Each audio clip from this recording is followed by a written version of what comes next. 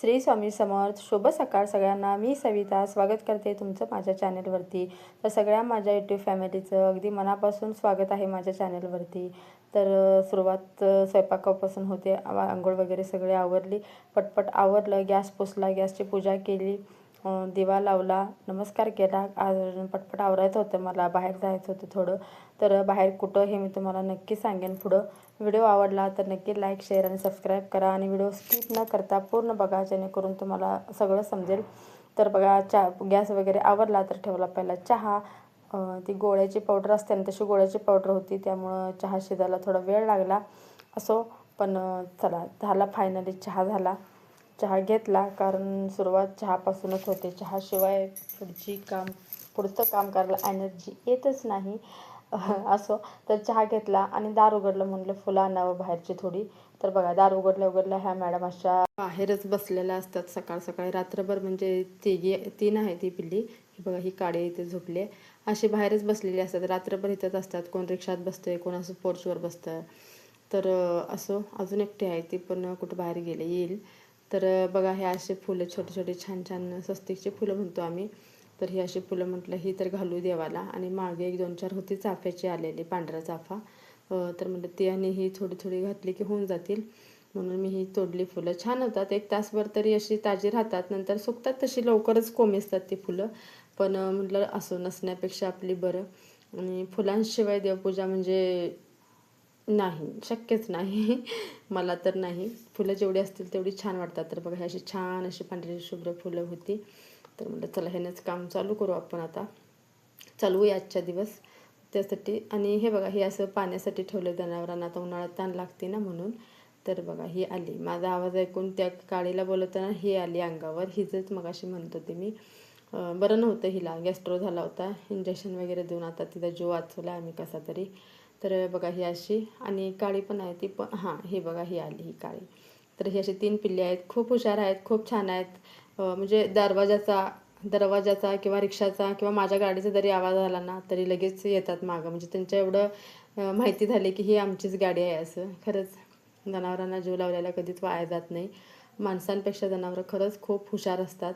त्यांना म्हणजे कोण जीव लावतं, कोण आपल्याला हाकलतं, कोण मारतं, ते पण सगळं माहिती आहे. आता बघ कशी बिंदास्त झोपते ही अशी इथं. तर असं मी तिला म्हटलं, अगं बाई बिस्किट नाही आणायचं म्हटलं तिला, आणि तिला म्हटलं थांब इथं. असं म्हणून मी आत गेले, परत बघितलं तर चहा थोडं ठेवला होता, तो थंड झाला होता, म्हणून परत गरम करून घेतला. आणि हे बघा, हे मिश्रण केले मी आज खास शंकरपाळीसाठी. तर थोडं शंकरपाळ्या करायच्या होत्या मला, त्यासाठी हे मिश्रण केलं होतं. 1 वाटी डालडा, 1 वाटी साखर आणि 1 वाटी दूध विरघळून गरम करून गॅसवर घेतलं होतं असं. आणि जसं लागेल तसं मैद्यामध्ये घालून मिश्रण करून घट्ट असं गोळा तयार करून घेत होते.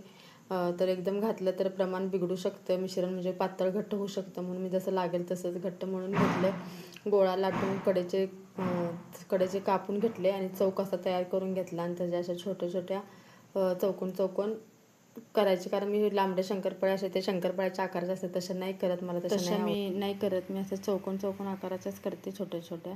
आणि मला अशाच आवडतात. दिवाळीला जरी मी केल्या ना तरी अशाच करते. जाडसर असा गोळा लाटायचा आणि अगदी छोटे छोटे काप करायचे. ते फुगल्यावर आणि छान होतात असे जाड. जेवढा तुम्ही गोळा जाड लाटाल, छान बारीक बारीक कराल ना जाड लाटल्यावर, तेवढं त्याच्या लेयर्स सुटतात आणि एवढी छान होते खुसखुशीत. एकदा नक्की करून बघा, खूप छान होते.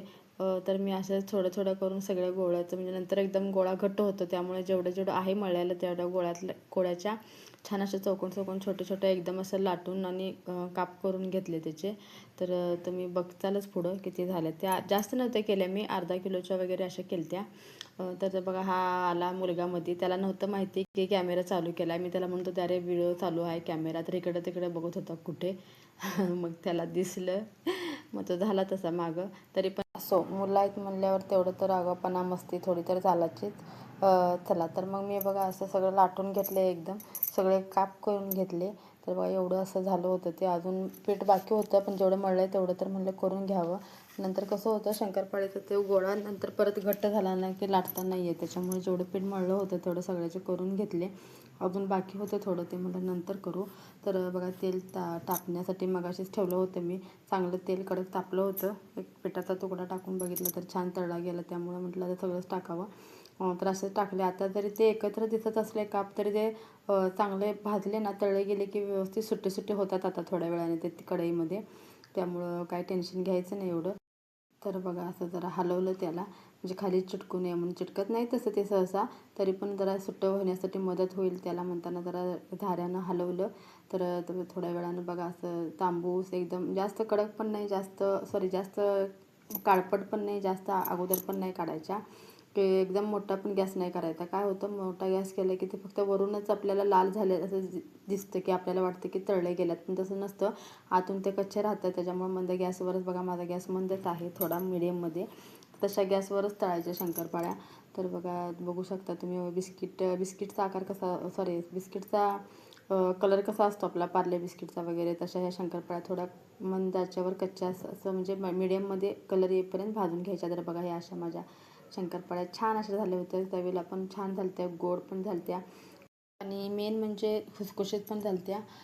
चला, तर ज्या कामासाठी आम्ही जाणार होतो त्या कामासाठी आम्हाला हा आहे हरिपूरचा पूल.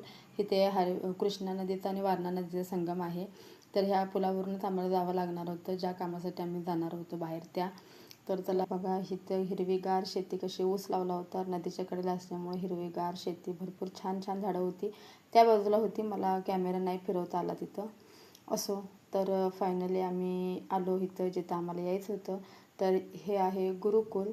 माझ्या मुलाला इथं घातले आम्ही, ॲडमिशन वगैरे सगळं झालं होतं, फक्त त्याला सोडण्यासाठी आम्ही इथं आलो होतो, कारण 15 तारखेपासून आता शाळा सुरू होईल ना, त्यासाठी. तर खूप छान सोय आहे इथं सगळी.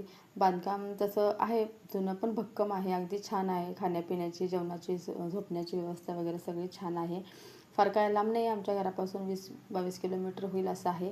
पण त्याच्या भविष्यासाठी मला हा निर्णय घ्यावा लागला. तर जसं व्हिडिओच्या शेवटी तुम्ही बघितलं हॉस्टेलचं, तर हो, हॉस्टेलला घातलं मी मुलाला. आहे, जवळ आहे, छान आहे, सुविधा पण छान आहे तिथं. म्हणजे बांधकाम जरी दगडी असलं, जुनं असलं, तरी भक्कम आहे. खाणं पिणं, जेवण, व्यायाम, शाळा, जे तुम्ही देवधर्म, सगळं पूर्ण छान आहे तिथं. ते बघूनच आम्ही ॲडमिशन तिथे केलं होतं तिथं. तर काल फक्त सोडण्यासाठी गेलो होतो. तर शाळा सुरू झाल्या तिथं आता.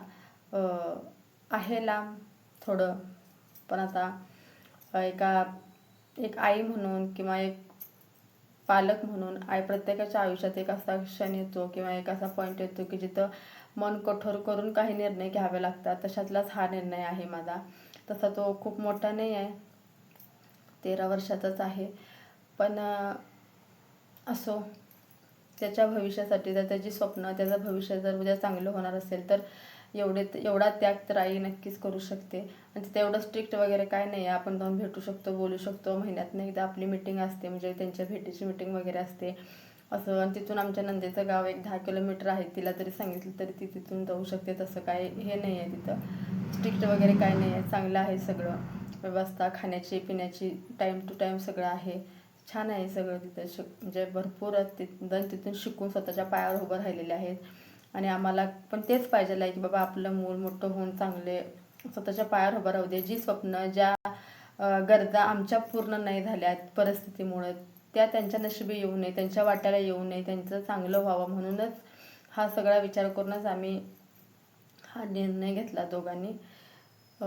असो, हे आमच्या त्यागाचं फळ आम्हाला नक्की मिळेल.